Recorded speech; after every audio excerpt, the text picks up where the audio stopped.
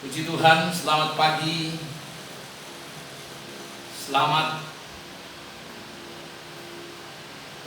kita bersyukur kepada Tuhan. Dan selamat kita beribadah di rumah kita masing-masing untuk memperingati hari wafatnya Yesus Kristus. Identik dengan yang dikatakan Jumat Agung.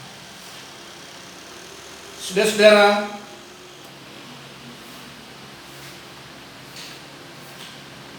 kalau Tuhan izinkan di tahun ini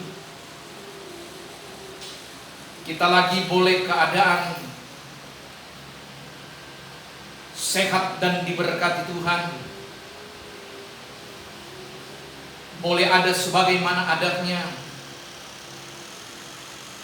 tentunya sebagai orang yang percaya kepada Tuhan,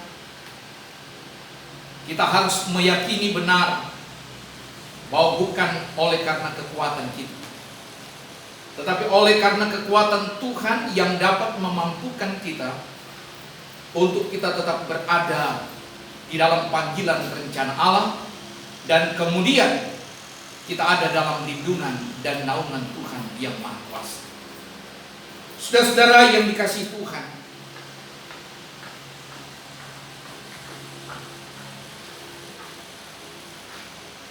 di tengah-tengah bangsa Indonesia mengalami kesulitan dengan mewabahnya virus corona ini, itu bukan berarti padamnya iman kita kepada Tuhan. Tetapi justru di tengah-tengah kesulitan bangsa dan negara yang hadapi ini, mari kita sebagai umat Tuhan yang percaya kepada Tuhan bertanggung jawab di dalam kehidupan bangsa dan negara Republik Indonesia ini, di mana tanggung jawab kita berdoa, memohon perlindungan Tuhan, memohon anugerah Tuhan, dan memohon belas kasihan Tuhan supaya turun bagi bangsa dan negara kita yang kita cintai. Dan kemudian kita juga berdoa buat pemerintah kita. Mereka telah berusaha sedemikian rupa dengan menguatkan kehidupan supaya kemudian mereka dapat mengambil sebuah kebijakan, tentunya untuk kemakmuran rakyatnya, atau kemakmuran khususnya rakyat Indonesia, supaya rakyat Indonesia terhindar dari hal-hal yang dapat membahayakan kehidupannya, bahkan dapat membahayakan jiwanya. Dan kita harus patuhi, dan kita harus ikuti ketetapan saran atau sebuah kebijakan yang diambil oleh pemerintah. Karena sekali lagi saya mau katakan bahwa saudara dan saya sebagai orang yang percaya kepada Tuhan harus taat dan patuh kepada pemerintah. Maka kemudian kalau kita taat dan patuh kepada pemerintah, berarti kita patuh dan taat kepada Tuhan. Tetapi kalau kemudian kita tidak patuh dan tidak taat kepada pemerintah, maka kita juga tidak taat dan tidak patuh kepada Tuhan. Saudara-saudara, pemerintah tidak melarang untuk ibadahnya, tetapi pemerintah memberikan sebuah batasan-batasan tertentu di dalam setiap perkumpulan-perkumpulan, supaya tidak membawa massa yang begitu banyak untuk mencegah virus ini. Supaya kita jangan salah pengertian. Ibadah tetap dijalankan, karena ibadah adalah hubungan pribadi kita dengan Tuhan kita. Tetapi pembatasan ini mengumpulkan orang banyak, dibatasi dengan aturan pemerintah. Supaya apa? Supaya kehidupan rakyatnya ada dalam naungan ada dalam pemeliharaan, dan ada dalam ketentuan yang sudah dipersiapkan pemerintah supaya memutus mata rantai virus corona ini. Kita bersyukur pemerintah negara kita berusaha sedemikian rupa. Bahkan mereka bekerja tidak mengenal waktu. Ya, mereka memikirkan rakyat ini, rakyat Indonesia khususnya, supaya rakyat Indonesia ada hidup dalam ketentraman. Tetapi lebih daripada itu, sebagai orang yang percaya kepada Tuhan, kita sadar benar bahwa oleh karena kekuatan Tuhan, kemampuan Tuhan, pertolongan Tuhan dan kuasanya, maka kita ada sampai detik hari ini. Dan itu harus kita yakini, bahwa karena Yesus, karena pertolongan Tuhan yang sempurna dalam hidup kita, maka kita ada dalam keadaan sehat dan diberkati oleh Tuhan. Pagi hari ini kita mau dengar bagian firman Allah yang terambil dalam Yohanes pasalnya yang ke-15. Yohanes pasalnya yang ke-15, ayatnya yang ke-13. Yohanes 15 ayatnya yang ke-13. Demikianlah firman Tuhan. Tidak ada kasih yang lebih besar daripada kasih seorang yang memberikan nyawanya untuk sahabat-sahabat. Sekali lagi saya bacakan. Tidak ada kasih yang lebih besar daripada kasih seorang yang memberikan nyawanya untuk sahabat-sahabat. Kita bersyukur kepada Tuhan kalau dalam firman Allah ini Yesus menyebut kita adalah sahabat. Menurut pengertian saya, bahwa sahabat itu adalah saling mempercayai dan saling dipercayai. Kemudian sahabat itu tidak menyakitkan. Tidak ada pengkhianatan di dalam sahabat.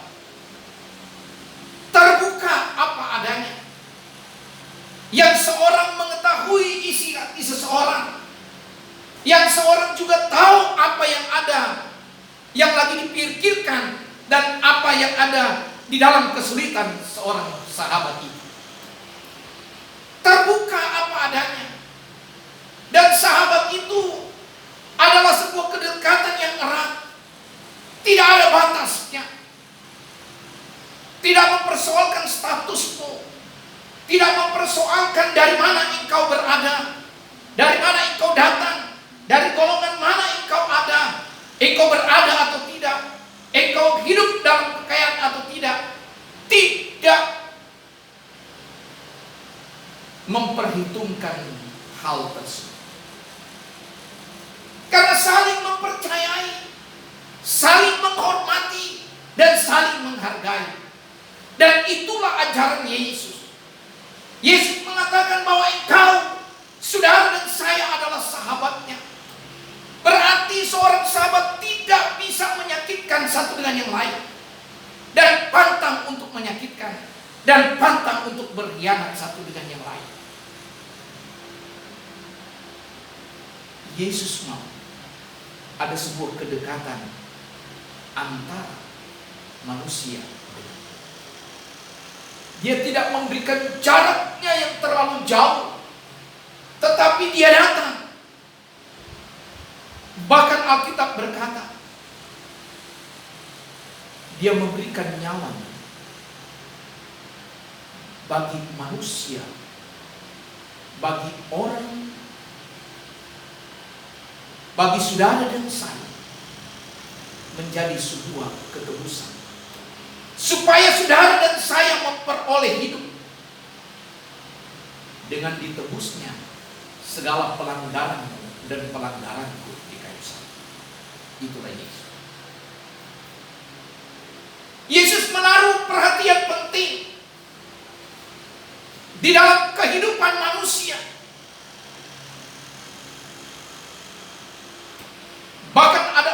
berkata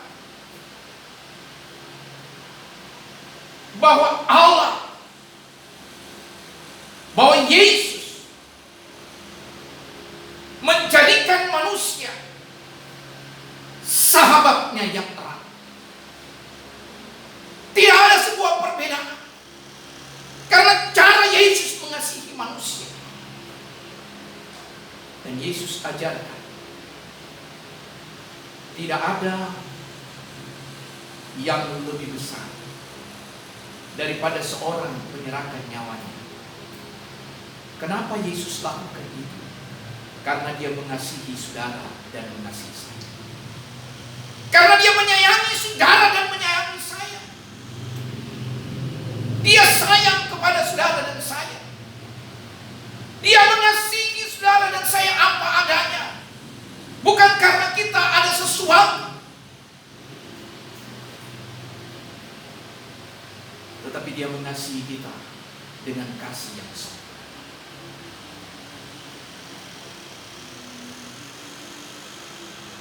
Dan itu Yesus buktikan. Sehingga pada hari ini kita boleh memperingati hari kematian Tuhan Yesus. Kita sadar benar bahwa dengan ditanggungnya segala dosa dan pelanggaran kita, dia rela mati di kayu salib.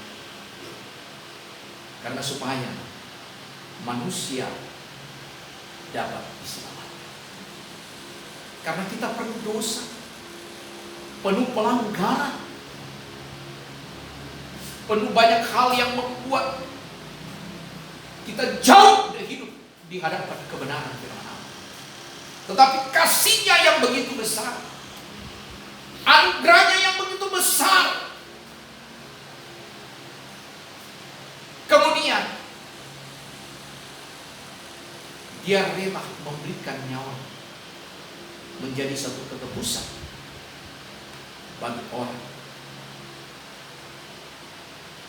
atau bagi manusia yang percaya. Satu pengorbanan yang besar yang tidak dapat dinilai dengan uang dan tidak dapat dinilai dengan apapun. Pengorbanan yang Yesus lakukan adalah pengorbanan sejati. Pengorbanan yang Yesus lakukan adalah pengorbanan mutlak demi kehidupan manusia. Sungguh kita harus mengerti benar, kalau Yesus berkorban demikian besarnya bagi manusia, maka kemudian manusia yang percaya kepada Tuhan harus tahu benar bersyukur kepada Tuhan. Harus tahu benar bagaimana caranya untuk dapat menyenangkan hati Tuhan. Karena pengorbanan yang tidak dapat dibayar, pengorbanan yang tidak dapat dihitung dengan apapun yang engkau punya untuk engkau membayar kasih Tuhan, sesungguhnya tidak pernah dapat kita bayar akan kasih Tuhan. Kita tidak pernah dapat menilai dengan apapun yang kita dapat berikan kepada Tuhan. Yang ada adalah satu hal, bagaimana caranya kita menyenangkan hati Tuhan. Saudara-saudara yang dikasihi Tuhan, saya hanya mengingatkan buat kita, jangan kita pertentangkan hari kematian Yesus. Tetapi fakta berbicara, Yesus mati untuk menebus dosa dan dosa. Yesus mati karena untuk supaya manusia, engkau dan saya, memperoleh sebuah. Saudara-saudara yang dikasihi dalam Tuhan, kita baca ayatnya yang ke-14, berkata demikian. Kamu adalah sahabatku jikalau kamu berbuat apa yang kuperintahkan kepadamu. Kemudian ayatnya yang ke-15.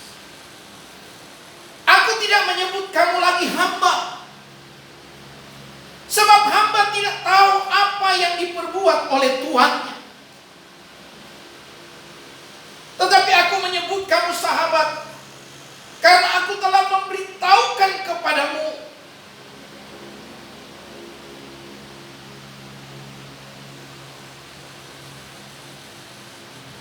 sesuatu yang telah kudengar dari Bapa. Jadi kita bukan disebut lagi hamba, tetapi sahabat. Saya sudah singgung di awal tadi, sahabat, semua yang terjadi, sahabat itu pasti tahu. Yang pertama, tidak ada pengkhianatan. Tidak suka mengkhianati satu dengan yang lain. Itu namanya sahabat. Segala sesuatu terbuka apa adanya.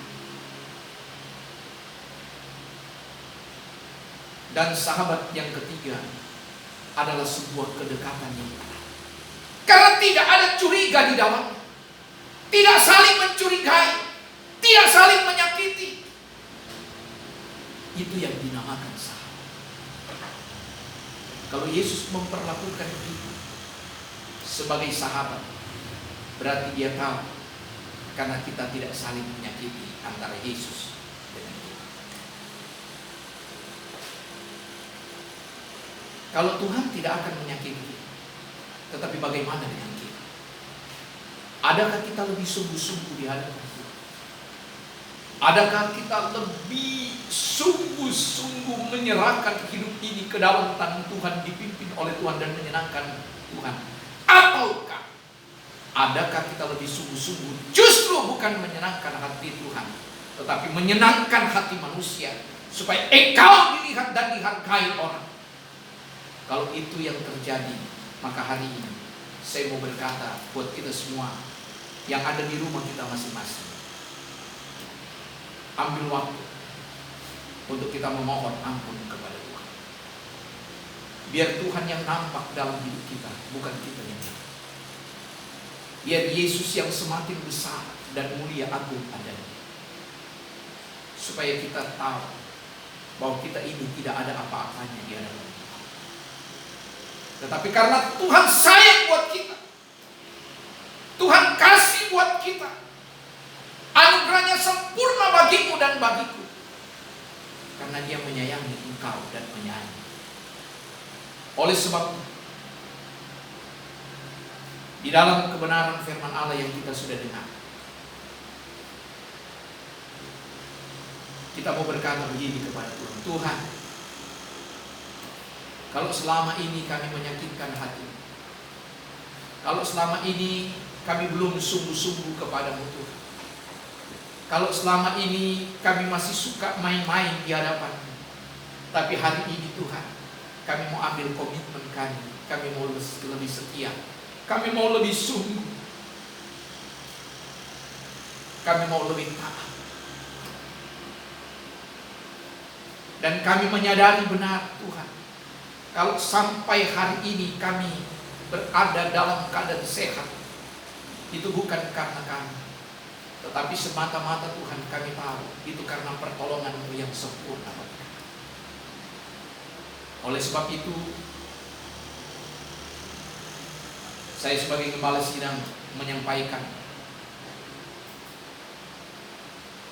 tetap beribadah di rumah kita masing-masing. Tetap menyembah Tuhan, tetap berhubungan dengan Tuhan. Jangan putuskan hubungan kita dengan Tuhan. Justru di masa-masa kesulitan hari-hari ini, di situ kita akan melihat pemeliharaan Tuhan sempurna bagimu dan bagiku. Justru di tengah-tengah kesulitan hari-hari ini, kita akan melihat bagaimana pemeliharaan Tuhan menjadi bagianmu dan menjadi bagian kita semua. Oleh sebab itu, sekali lagi saya menyampaikan, tetap semangat, tetap mengandalkan Tuhan. Bukan mengandalkan kepintaranmu dan kepandaian, tapi andalkan Tuhan dalam segala hal. Dan saya percaya kita akan melewati hari-hari demi hari, karena ada Allah, ada Tuhan yang menolong dan memberkati dan selalu menjaga engkau dimanapun engkau pergi dan engkau berada. Terpujilah nama Tuhan. Sampai di sini firman Tuhan. Tuhan Yesus memberkati. Puji Tuhan.